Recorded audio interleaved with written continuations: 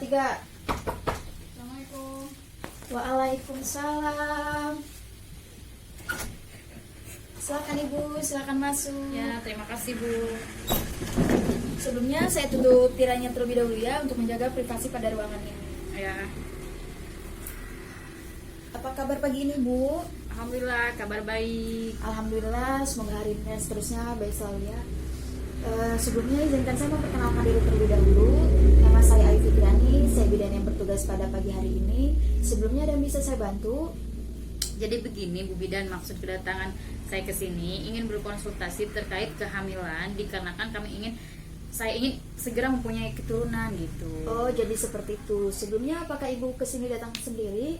Iya Bu Bidan, soalnya suami saya lagi kerja jadi nggak bisa menemani kita datang ke sini. Oh, jadi seperti itu ya. Makanya datang ke sini sendirian ya. Iya. Oke, baik, sebelumnya isi data terlebih dahulu ya.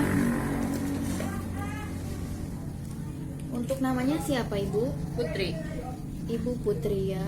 Usianya berapa? 23 tahun. 23 tahun. Kemudian alamatnya di mana Bu? Labuan. Oke, di Labuan. Oke, baik, terima kasih ya. Pengisian datanya sudah selesai ya. Tapi sebelumnya saya ingin menjelaskan sedikit tentang bagaimana persiapan kehamilan yang sehat itu seperti apa ya. Kemudian barulah nanti saya akan melakukan screening itu apa ya. Nah, yang pertama yang perlu diketahui yaitu persiapan kehamilan yang sehat ya. Bisa dilihat di sini.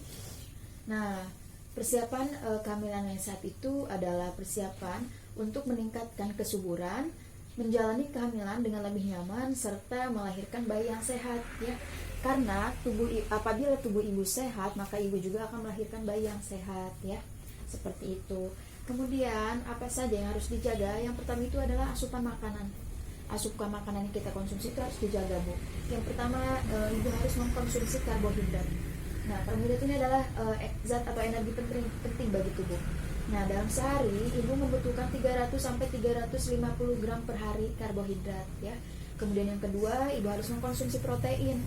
Nah, protein ini tubuh ibu membutuhkan protein sekitar 60 sampai 65 gram per hari ya. Kemudian yang ketiga, ibu membutuhkan vitamin, yaitu vitamin A, B1, kemudian B2, B3, B6 dan B12. Nah, ibu membutuhkan vitamin A sebanyak 600 RE.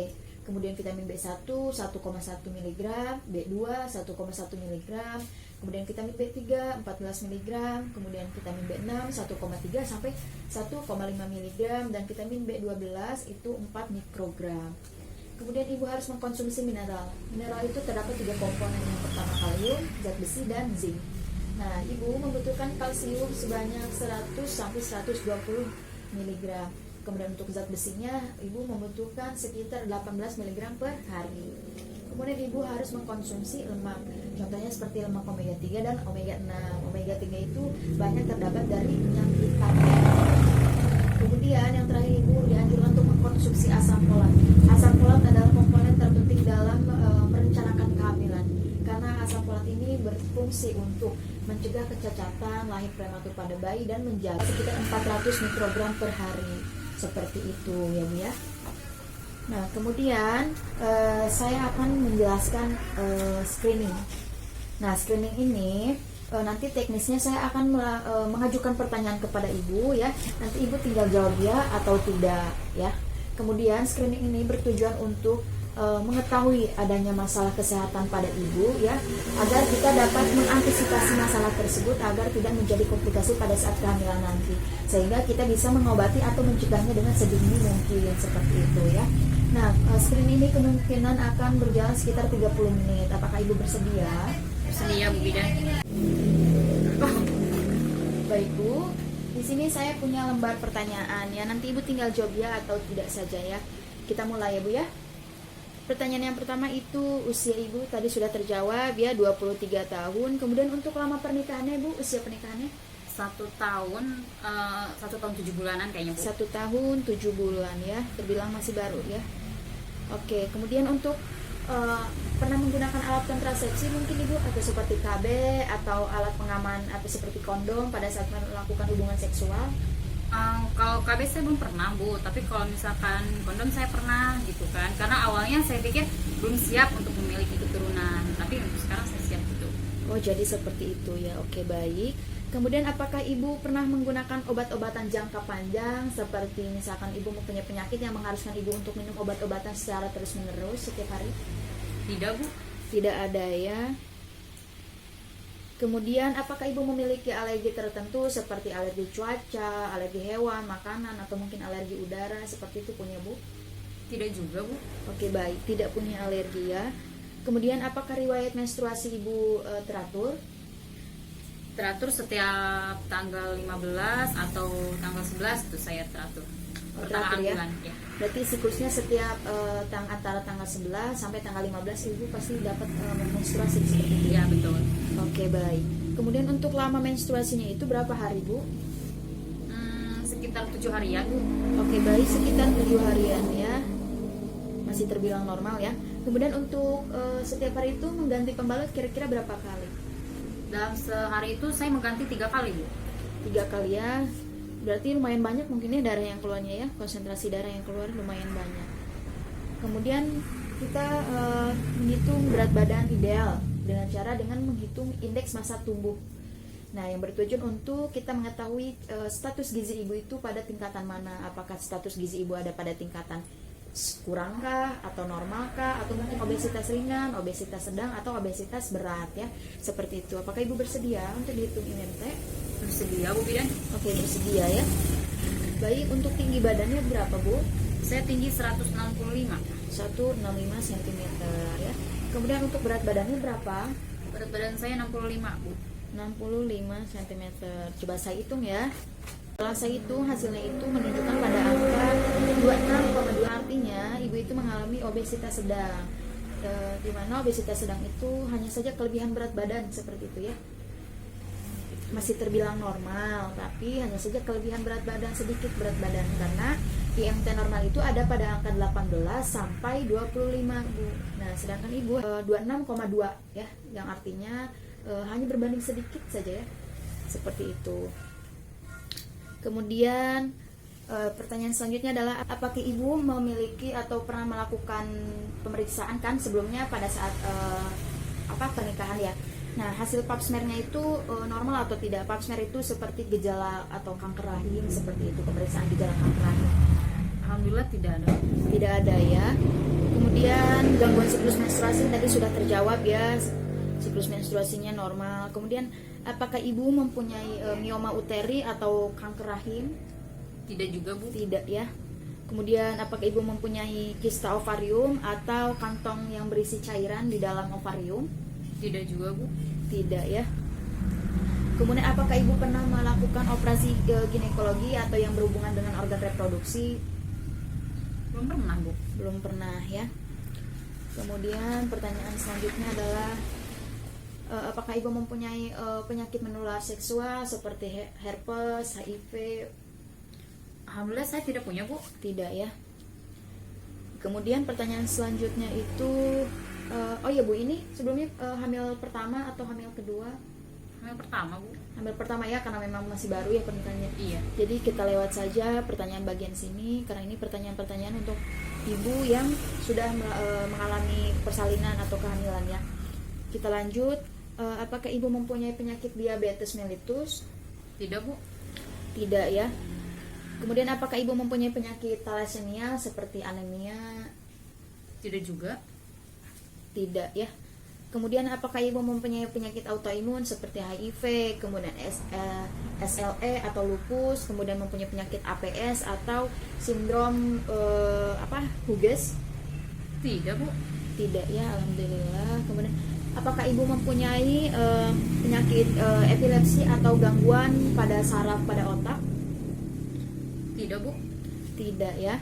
Kemudian apakah ibu mempunyai penyakit cystic fibrosis atau penyakit yang mengentalnya lendir di dalam tubuh seperti seperti sesak nafas, kemudian hidung tersumbat, seperti batuk berdahak dalam jangka panjang? Punya tidak Bu? Tidak. Tidak ya. Oke, baik. Kemudian pertanyaan selanjutnya, apakah ibu mempunyai hipertensi atau darah tinggi? Tidak, Bu. Tidak ya.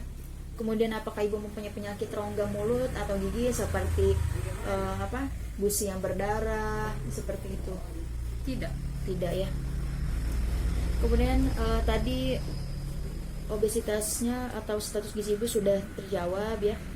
Status gizi ibu ada pada tingkatan obesitas sedang. Kemudian apakah ibu sering mengkonsumsi kokain atau heroin atau seperti obat-obatan yang berjenis narkotika, psikotropika seperti itu pernah? Tentu tidak pernah, Bu. Tidak ya. Kemudian apakah ibu mempunyai atau sering mengkonsumsi alkohol, kemudian merokok atau mungkin kafein seperti kafein juga mengkonsumsi, Bu? Alhamdulillah tidak pernah juga, Bu. Paling saya minum teh aja, dan itu pun jarang gitu kalau lagi pengen bikin teh gitu. Oh gitu. Sebenarnya teh juga termasuk pada kafein ya, tapi teh itu kafeinnya tidak setinggi kopi ya. Kafein itu ada pada kandungan pada kopi, teh dan coklat, tapi teh itu kafeinnya termasuk pada rendah ya. Jadi apabila dikonsumsi secara secara aman ya, tidak terlalu berlebihan, itu masih terbilang aman, tidak apa-apa mengkonsumsi teh ya. Kemudian pertanyaannya sudah terjawab semua ya, alhamdulillah, terima kasih. Nah, sebelumnya di sini saya punya contoh buku KIA. Nah, bisa dilihat di sini buku KIA ini nanti apabila ibu sudah mengalami atau hamil nanti ya, kan nanti ibu melakukan pemeriksaan. Nanti oleh bidannya itu dikasih buku KIA ini. Ya.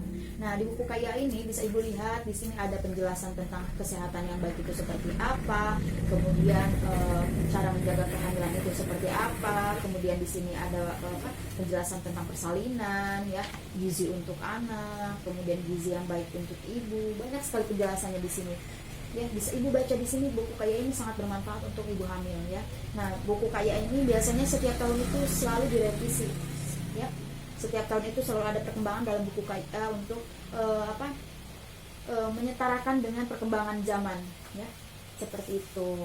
Kemudian apakah ada yang ingin ditanyakan atau mungkin ada hal-hal yang ingin dikonsultasikan lagi, atau mungkin ada penjelasan saya tadi yang kurang jelas? Sepertinya tidak ada, Bu. Tidak ada ya. Kemudian ibu bisa datang ke sini lagi, Bu ya. Nanti ini apabila ibu ya tidak mengalami menstruasi lagi nih, kemudian ibu cek dengan menggunakan test pack ya, ternyata ibu positif hamil nih ya, ibu bisa datang ke sini ya untuk melakukan pemeriksaan atau pengecekan kembali. Nanti saya kasih nih buku KIA yang tadi, Bu ya, seperti itu. Atau mungkin ada hal-hal yang ingin dikonsultasikan, atau mungkin ada keluhan-keluhan yang ingin dikonsultasikan, ibu bisa datang lagi ke sini ya.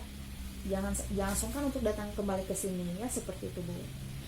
Baik, Bu Bidan, terima kasih ya atas penjelasannya. Terima kasih berkat Bu Bidan saya jadi tahu gitu kan, yang sebelumnya saya tidak tahu dan sekarang saya sudah tahu.